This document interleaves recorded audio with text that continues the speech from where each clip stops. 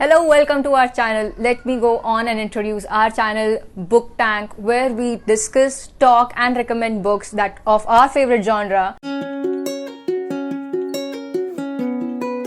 My first genre that I'm going to talk about is of biographies. Biographies is because it's like their personal story and it's non-fiction and is of real person, because of which it's honest and raw, and that appeals the most to me. First book that I'm going to recommend you to give it a read is of Michelle Obama, that is Becoming. Becoming is divided in three parts. The first part being Becoming Me, where she describes her childhood from Southside Chicago and her life where she learns piano and grows up and then goes on to study at Princeton University, and then she goes on to study at Harvard Law. Then she practices as a lawyer at Sidley Austin, where she practices as a lawyer, and then she meets the love of her life, Barack Obama. Part 2 is Becoming Us, where she describes her life as a wife and then as a compassionate mother. She describes, and this part highlights the part where where Obama won the election and became the president of United States of America. The third part is Becoming More, where she describes her Let's Move campaign and the situation around it. She also describes her life in the famous address, the White House, and her life with her kids and family. Michelle Obama is a compassionate mother, an intelligent woman, and I would recommend you to give this book a read.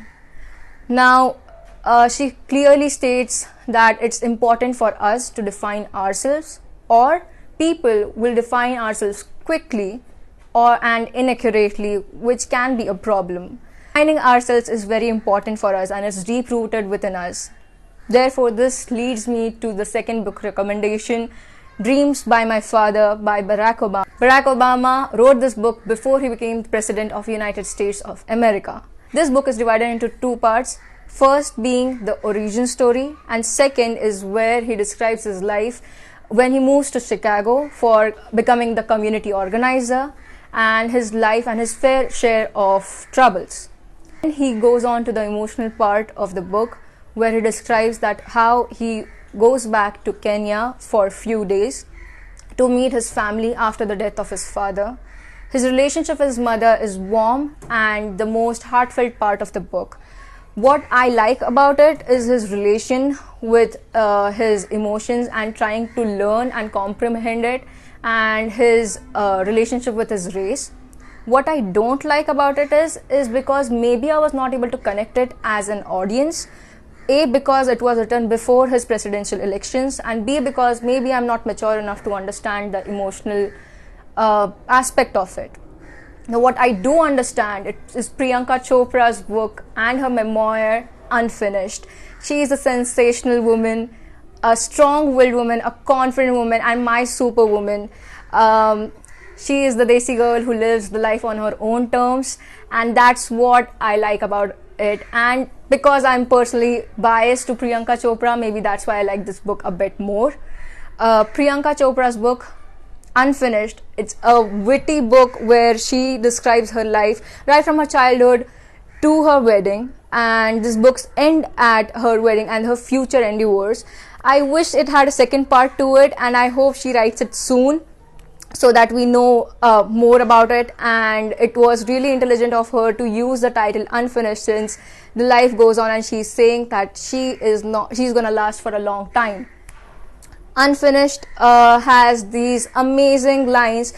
From the start itself, she has written a beautiful line that says that our life is like a train journey where we get on alone and get off at it alone. All the choices, all the hours, the passing days, the passing years that we travel is all alone, and the decision that we make is our own responsibility. She uses quotes and lines of famous persons at the start of each and every chapter, and that's what appeals the most about it. That's the most appealing part of it. It's because as you further progress into the story, you understand why each and every chapter had that line at the beginning of it.